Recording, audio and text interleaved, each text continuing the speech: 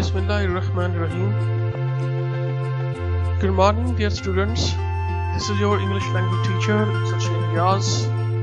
Rise and shine. It is time to get down to some serious study. So get up early in the morning and let's get started. Here we go. Acha beta, we have already done the translation and reading of this lesson, unit number 6. The guys vision and Pakistan. ठीक है बेटा, textual question words meaning मैंने साथ साथ explain कर दिए थे.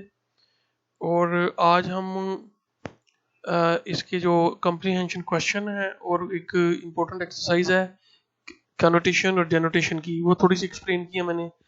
Rest of the exercises will be attempted by yourself at home, और if there is anything left I will assist you online. Paragraph 1 पढ़ा था हमने, 2 भी पढ़ा था आपने. This is 3, then this one, and this one, today this one. Okay, comprehension questions and answers. The Girls Division in Pakistan, Unit 6. How much confidence did the Quaid-e-Azam have in his nation? Quaid-e-Azam को अपनी कौम पर कितना confidence था, कितना एतमाद था? The Quaid had great confidence in his nation. बहुत ज़्यादा confidence था. He believed that we are made of sterling material and second to none. उनका ये यकीन था कि हम एक खास मतलब सब्सटेंस के बने हुए लोग हैं और किसी से कम नहीं हैं, किसी से पीछे नहीं हैं. Question number 2. What was the Quaid's concept of our nation? Quaid का हमारी कौम के बारे में क्या concept था, क्या सोच थी, क्या नजरिया था?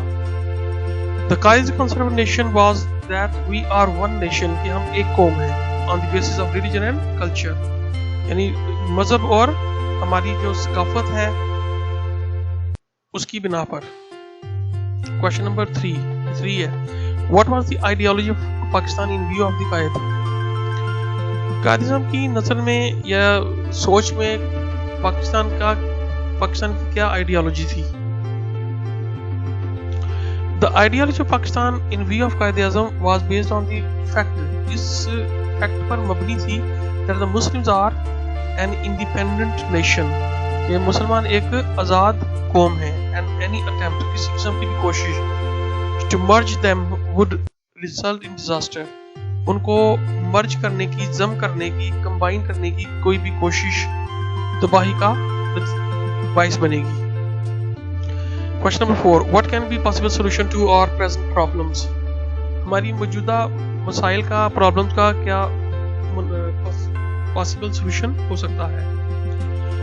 We can solve our problems by following the golden principles the Quaid-e-Azam gave to the nation. हम अपनी प्रॉब्लम्स को सॉल्व कर सकते हैं, हल कर सकते हैं by following, नक्शे कदम पर चल के, the golden principles of the Quaid-e-Azam. Quaid-e-Azam के गोल्डन प्रिंसिपल्स, जो सुनहरी असूल थे, उनकी पैरवी करके, जो कि Quaid-e-Azam ने अपनी कौम को दिए थे. How can we become a strong nation? मजबूत कौम कैसे बन सकते हैं? We can become a strong nation by following the path shown to us by our great leader. यहाँ आगे लीडर लिख लें आप.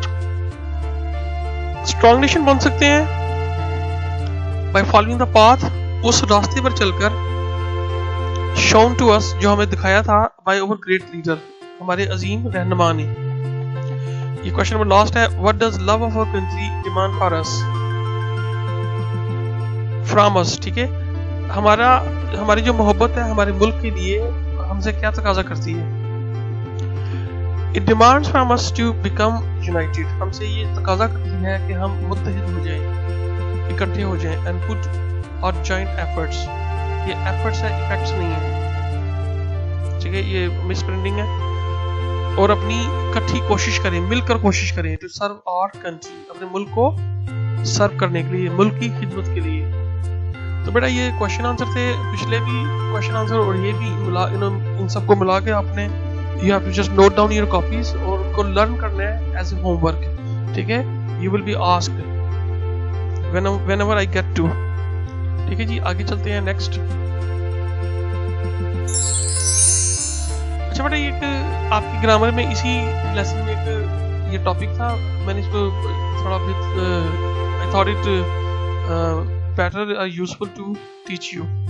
डेनोटेशन एंड कनोटेशन। डेनोटेशन इशारा और कनोटेशन मफहूम, यानी जो वर्ड्स मीनिंग होते हैं डिक्शनरी में आप जो चेक करते हैं उनके डिफरेंट, एक वर्ड के कई मीनिंग हो सकते हैं, ठीक है जी। जो हम किसी वर्ड का मीनिंग चेक करते हैं जब, तो हमें वहाँ पर हर किस्म के मीनिंग मिलते हैं। एक होता है लिटरल मीनिंग और डिक्शनरी मीनिंग। जो लिटरल मीनिंग और डिक्शनरी मीनिंग होता है वो बिल्कुल exactly the same as word, जैसा वर्ड होता है वैसे ही होता है उसका, ठीक है। और जो डिक्शनरी, उसके बाद कनोटेशन है।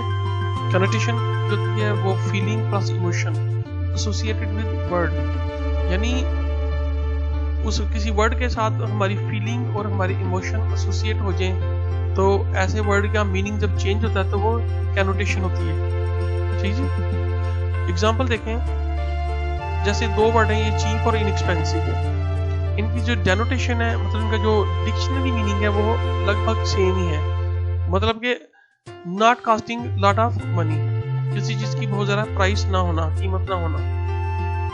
जैसे चीप लफ्ज है, अगर देखें चीप को तो हमारे जहन में ये वर्ड आते हैं तो लो क्वालिटी, ठीक है। और we feel that the quality of something is low, हम महसूस करते हैं कि जो चीज हम चीप खरीद रहे हैं तो उसकी क्वालिटी भी लो होगी, तो लिहाजा ये जो चीप है ये नेगेटिव है, इसकी नेगेटिव कनोटेशन है, ठीक है।